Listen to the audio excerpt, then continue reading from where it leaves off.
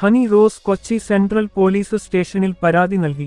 ബോബി ചെമ്മനൂർ തന്റെ promotion ഇവന്റിനിടെയാണ് honey റോസിനെക്കുറിച്ച് അപമാനകരമായ പരാമർശം നടത്തിയതെന്ന് ഹണി റോസ് പറയുന്നു. പോലീസ് റിപ്പോർട്ടുകൾ അനുസരിച്ച് കേസിൽ section 75(4) of Bharatiya ശിക്ഷാനിയമവും T act 67 ചേർത്താണ് കുറ്റം ചുമത്തിയത്. സോഷ്യൽ മീഡിയയിലൂടെയും ഹണി റോസ്ക്ക് നേരെ വന്ന അശ്ലീല കമന്റുകളും കേസിൽ ഉൾപ്പെടുത്തി അന്വേഷണം ആരംഭിച്ചു.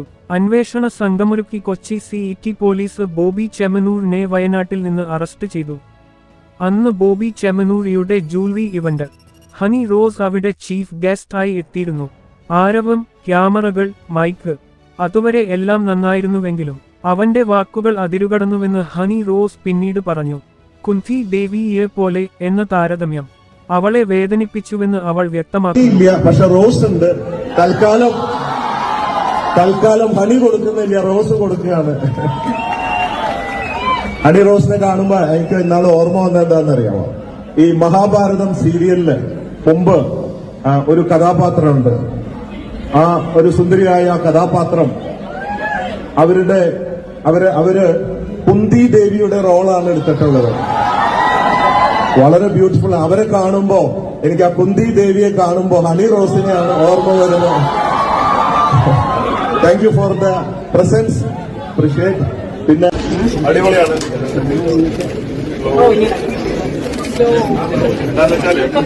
ഇവിടെ നിൽക്കുമ്പോ മാലയുടെ ഫ്രണ്ട് മാത്രമേ കാണൂ.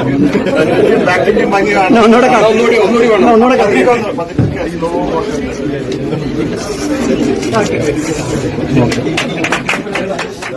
ഹണി റോസ് ആ നിമിഷം പ്രതികരിച്ചില്ല. പക്ഷേ അവൾ പറഞ്ഞത്, ഞാൻ ആ വേദി മലിനമാക്കാൻ ആഗ്രഹിച്ചില്ല. അതിനുശേഷം അവൾ നേരെ നിയമത്തിനു മുന്നിലെത്തി.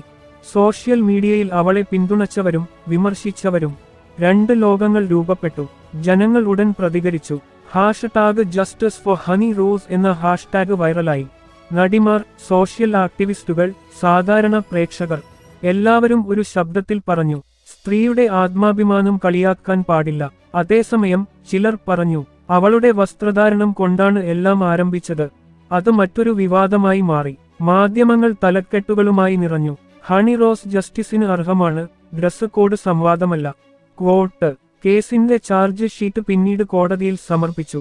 30-ൽ അധികം സോഷ്യൽ മീഡിയ യൂസർമാർക്കെതിരെ നിന്ദാപരമായ കമന്റുകൾക്കായും കേസ് രജിസ്റ്റർ ചെയ്തു.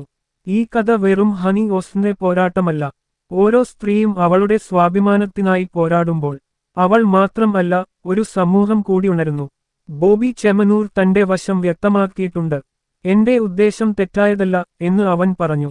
പക്ഷേ സത്യം, നിയമം, സാമൂഹിക ബോധം എല്ലാം ഒരേ ദിശയിൽ നോക്കുമ്പോൾ ആ സ്ത്രീയുടെ ധൈര്യമാണ് ചരിത്രം എഴുതുന്നത്. നിങ്ങൾ എന്താണ് ആലോചിക്കുന്നത്?